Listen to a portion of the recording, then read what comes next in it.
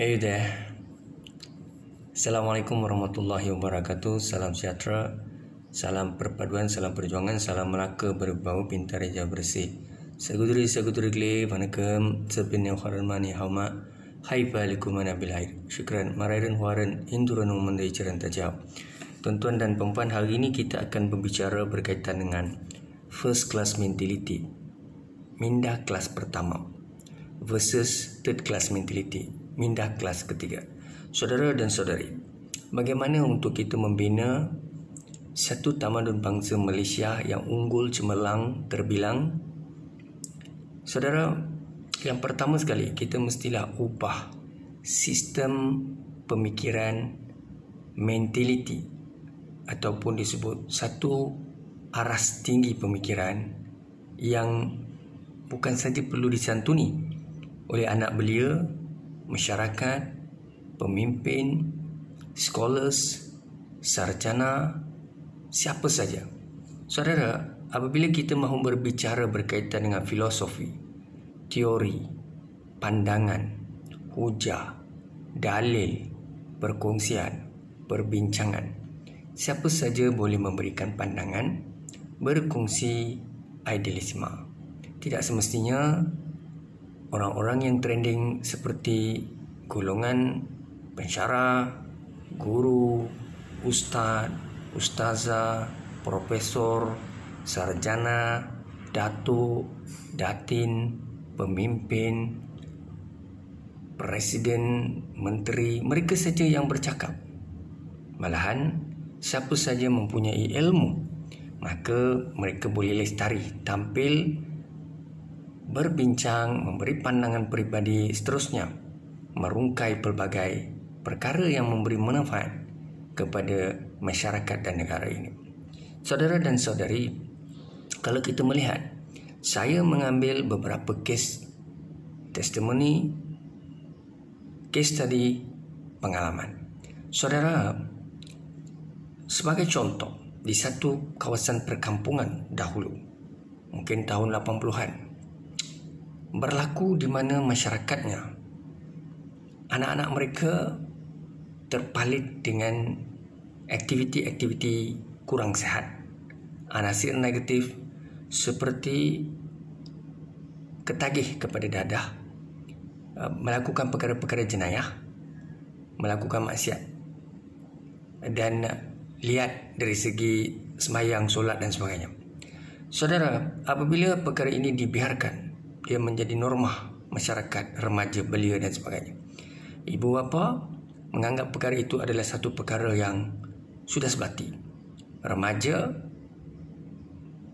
anak-anak belia pada perkampungan itu, mereka merasakan perkara itu adalah satu kemegahan, satu perkara yang patut dilihat sebagai satu perubahan penerimaan kepada masyarakat pada ketika itu. Pada masa yang sama, saya antara orang yang tampil bekerjasama dengan pihak berkuasa tempatan dan mahu berusaha menangani, menyelamatkan belia anak bangsa dan tamadun. Namun apa yang berlaku adalah apabila tindakan mahu diambil seperti memberi nasihat, bimbingan dan seterusnya, apabila gagal, memohon pihak berkuasa tempatan seperti Agensi Dadah Kebangsaan, PDRM, tampil menangani isu ini. Namun apa yang berlaku adalah ada mentaliti daripada pihak ibu bapa, masyarakat mempolitikkan perkara itu, seakan-akan melihat saya cuba menjadi vira, disebut sebagai individu yang mahu menonjol, akhirnya memanipulasi usaha dan niat baik. Dan motor saya sendiri sebanyak 3 biji motor telah hilang, 125 Yamaha pada ketika itu, tahun 80-an, 90-an. Saudara, apabila anak-anak ini menjadi penagih, tak ada kerja, penganggur, mereka mula mencuri dan melakukan perkara-perkara yang tidak baik seperti jenayah. Perkara-perkara inilah yang sepatutnya semua pihak perlu bekerjasama. ibu bapa, masyarakat, belia, pihak polis, agensi-agensi penguasa, agensi dadah dan sebagainya. Kita juga melihat kepada senario lain dari sudut amalan integriti, pencegahan rasuah salah guna kuasa. Apabila berlaku rasuah dalam mana-mana institusi federal, state, local government, maka saya dapat maklumat dan saya tahu, sama ada saya bekerja di situ, ini cerita 80-an, 90-an. Kalaupun hadir sekarang ini, bergantung kepada situasi, keadaan. Apabila berlaku perkara-perkara yang tindakan tidak wajar, salah guna kuasa, rasuah, ketirisan, maka perkara ini diangkat dan dimaklumkan pada pihak-pihak tertentu untuk memastikan. Maka frontliner kita, employees ataupun mereka yang diberi kuasa sebagai punca kuasa, berintegriti dan beraccountability tinggi. Tetapi apa yang berlaku manipulasi, fake things yang seperti apa yang diangkat, dibawa, dibincangkan untuk membetulkan sistem, tetapi pihak-pihak yang mengamalkan ketirisan, salah guna kuasa, mempunyai ego yang tinggi, dan mereka ini menggunakan kuasa dan akhirnya cuba menjumutkan. Ini juga berlaku kepada Tan Sri Datuk Seri Abdul Hamid Badur, Ketua SPRM Datuk Azam dahulu, Datuk Syukri SPRM. Bagaimana Datuk Syukri menangis dalam media selepas kerajaan baru dibentuk pada ketika itu, Pakatan Harapan. Beliau merungkai, diugut, diancam, dikejar di dalam dan luar negara kerana beliau mau mencegah rasuah dan menangkap pihak-pihak yang terlibat dalam rasuah, kes profil tinggi. Begitu juga Tan Sri Datuk Seri Abdul Hamid Badur, Ketua Polis Negara. Beliau juga menyatakan bagaimana beliau telah ditamatkan kontrak dan beliau diberi tekanan apabila mahu mencegah rasuah dan menangkap pihak-pihak yang terlibat dalam kes jenayah profil tinggi. Saudara dan saudari, perkara ini sering berlaku. Begitu jugalah kalau pun saya mahu memperjuangkan rakyat akar umbi, seperti membantu ibu tunggal, orang tua yang sakit, masyarakat tidak ada rumah, mereka yang miskin dan daif. Pelbagai usaha, pendekatan melalui NGO, melalui pengorbanan, menggunakan duit poket sendiri, macam-macam perkara telah saya lakukan daripada tahun 1994 sehingga tahun 2021. Tapi tuan-tuan dan puan-puan, ancaman, ugutan, tekanan, pemulauan, pemecilan daripada pelbagai pihak yang cemburu, hasad, dengki, kianat, iri hati ini tidak akan ada full stop. Sebab itulah saya ingin memberikan pandangan di sini bahawa manusia ini dia ada satu sifat. Sifatnya tidak boleh melihat orang lain melakukan kebaikan, menonjol ataupun disebut trending. Dia seorang yang melakukan kebaikan. Individu itu seorang yang mempunyai ilmu atau kepakaran, petah bercakap, petah berfikir secara analitikal kritikal, mempunyai idealisme. Namun beliau tidak ada bantuan kewangan, beliau tidak ada dana, beliau tidak ada kedudukan profesor, tidak ada kesarjanaan yang tinggi, tidak ada gelaran datuk dan datin, beliau tidak ada pengaruh. Individu-individu macam ini, termasuk saya lah, bukan saya masuk baku langkah sendiri, tetapi ceritanya begitu. So dalam dunia untuk kita membetulkan mentaliti masyarakat daripada third class kepada first class ni sangat sukar. Kadang-kadang apabila kita berduduk dengan sistem mereka-mereka yang dilihat sebagai sarjana, profesor, think tank, datuk, datin dan sebagainya, apabila kita memberi pandangan, idealisme, memberi teguran. Saya pernah diperakukan oleh seorang ketua pusat tanggungjawab di sebuah universiti, the first man or his in term of range, dia punya position, orang yang paling tinggi kedudukan, bersama dengan ketua-ketua jabatan yang pandai-pandai ni, sarjana-sarjana ni, profesor ramai-ramai. Ketua jabatan ini pernah menyatakan di hadapan mereka bahawa walaupun pelbagai isu dalam perbincangan masyarakat itu, dia sebut nama saya dan dia kata, jaga budak ini ada kelebihan berbeza dan aset yang berguna untuk kita. Tetapi apabila kenyataan itu, walaupun dalam ketegangan perbincangan diskusi masyarakat itu berlaku, tetapi ahli-ahli masyarakat tertentu kita boleh faham verbal and non-verbal, ya, mereka-mereka yang bergelar datuk, datin, profesor, sarjana dan sebagainya, dia melihat verbal and non-verbal reaction lah bila ketua pusat tanggungjawab itu bercakap macam tu. Jadi orang keliling itu yang tak suka dengan kita, yang tidak ada. Sebab apa tak suka? Sebab darjatnya berbeza, tuan-tuan, ya. Mereka-mereka itu adalah datuk, datin, profesor, Tan Sri dan sebagainya. Kita ni tak ada apa pun, tak sampai pun dia punya level tu. So dia bila kita dipuji ni, dia tengok kita, sebab bagi mereka level mereka adalah level-level high index journal, Scopus, and then mereka ada profesor, datuk, datin dan semua ni. Jadi inilah yang berlaku dalam sistem. Apabila kita bercakap pula dalam dunia politik, orang politik ini pula kadang-kadang bila kita lebih pandai, lebih tangkas, lebih volunteer, lebih mampu berfikir secara kritikal, membuat decision, kita dapat selesaikan masalah masyarakat, kita dapat selesaikan masalah apa ni, akar umbi dan sebagainya dengan hanya menggunakan wang ringgit dan juga tenaga kita. Sedangkan mereka itu ahli parlimen, mereka juga adun, tetapi mereka akhirnya memiliki satu sifat hati kecil, jiwa kecil, itu sifat yang disebut pesimistik, asat dengki, kianat nirati. Mereka akan memulaukan kita, ya, meminggirkan kita. Sebab saya nak beri contoh, pernah satu ketika saya mau membantu masyarakat dan sebagainya. Saya tidak ada kenderaan, saya selalu rosak, nak turun padang dan sebagainya, sebagai NGO, ya, dengan menggunakan wang ringgit saya sendiri dan sebagainya.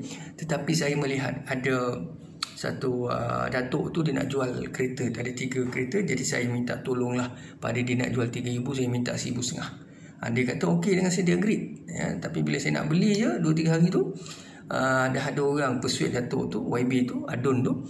Akhirnya adun itu telah ubah pendiriannya, dia tak dia jual dengan siapa.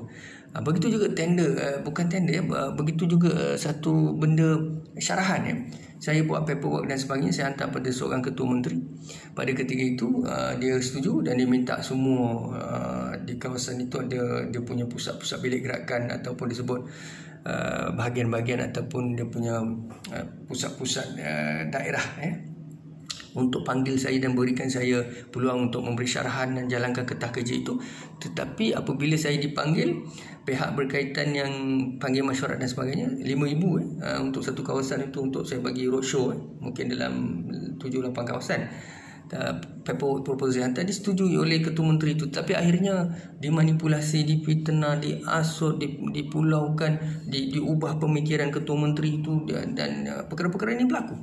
Jadi saya tak dapat apa pun.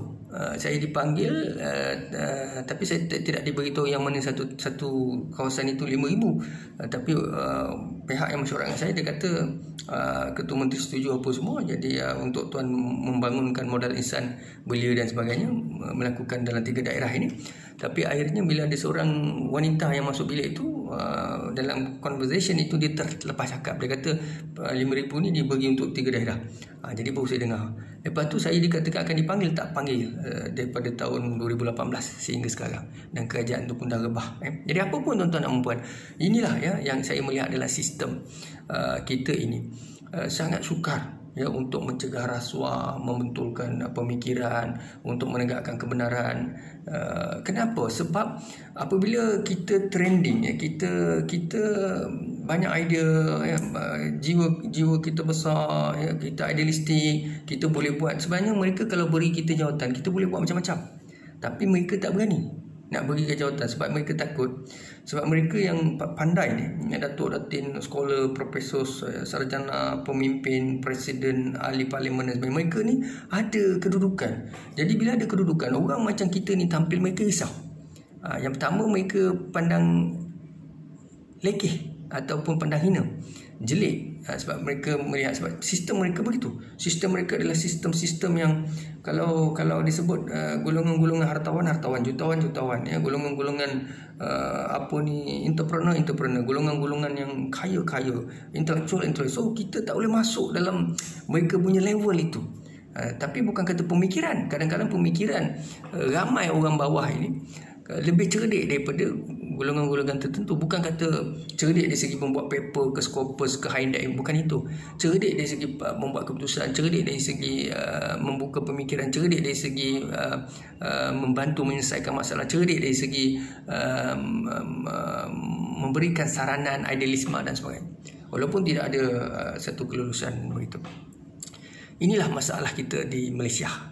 Apabila dalam politik, dalam akademik, dalam NGO, dalam sistem masyarakat, organisasi, mulimah di jabatan agama pun sama, ya. Kalau kita memberi pandangan, cadangan dan sebagainya, walaupun berlaku, sebab saya memang maklum perkara ini, ya. Saya pun diberitahu oleh beberapa penceramah daripada satu universiti di mana dinilai memberi ceramah. Katanya, kenapa amalan rasuah berlaku dalam kalangan mereka-mereka kerja di jabatan tertentu, jabatan agama ni, sebab ada satu kajian yang mahu dilakukan untuk melihat perkara ini, dan di kalangan ustaz. Bukan nak memburukkan, ya, tidak ada niat untuk memburukkan, tapi sebenarnya kajian perlu dilakukan, ya. Rasuah ini berlaku di mana-mana, tetapi dalam semua sektor. Tetapi apabila sektor yang menjadi kepercayaan ikon ataupun benchmark, tetapi mereka korup, jadi isu besar, dia tidak sihat untuk sistem masyarakat dan ketamadunan, sebab harapkan perkara-perkara macam tadi. Tapi perkara-perkara ini apabila kita rungkai dan kita bawa, kita akan dilihat sebagai orang yang mengancam sistem, sebagai orang yang tidak lestari dan sebagainya, tidak sepatutnya bercakap begini dan sebagainya. So memang sukar, yang bukan mudah. So tuan-tuan dan puan, inilah dilemanya. Kita memang kadang-kala individu seperti kita ini, kita agak sukar untuk bercakap dengan pemimpin yang mempunyai kuasa mutlak, authoritarian, sarjana atau sekolah Datuk Datin yang dia melihat sebagai authoritarian juga, mempunyai mandate, dia paling bantu surut tangan. Orang sekarang ni dia pandai, depan kita baik, belakang kita dia, bila orang nak orang puji kita ke, orang nak lantik tu dan sebagainya, dia dah burukkan nama kita, ya. Dia yang ada kuasa, dia ada kedudukan, dia akan bisik-bisikkan orang itu, dia akan bisik-bisikkan orang ni. Inilah orang sekarang ni, ya. Dia paling bantu surut tangan. Tuan-tuan dan puan, tak ada siapa yang baik, termasuk saya lah, yang tidak ada kesempurnaan dalam kehidupan, dalam mungkin kepimpinan, dalam karisma, ya. Tak ada siapa yang baik, tak ada siapa perfect. Tetapi ambil nilai-nilai positif, ambil value-value positif. Jangan tengok, sebab kalau kita nak kata busuknya diri kita, busuknya diri orang lain, diri kita pun busuk, ya.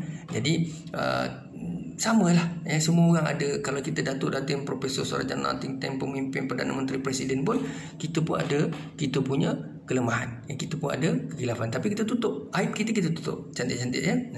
Tapi aib orang kita buka, ya. Jadi tuan-tuan dan puan, sangat sukar. Sebab tu di Malaysia kita perlu bantu, ya, memulihkan satu sistem korup, dan juga pemikiran yang dikata asat dengki, riati, kianat, ini cerita sihir, santau, ini benda-benda pelik-pelik yang tak masuk akal semua, yang pergi jumpa poyang, ya, bomo, golongan sarjana, katanya artikel keluar di Malaysia kini macam-macam, ya.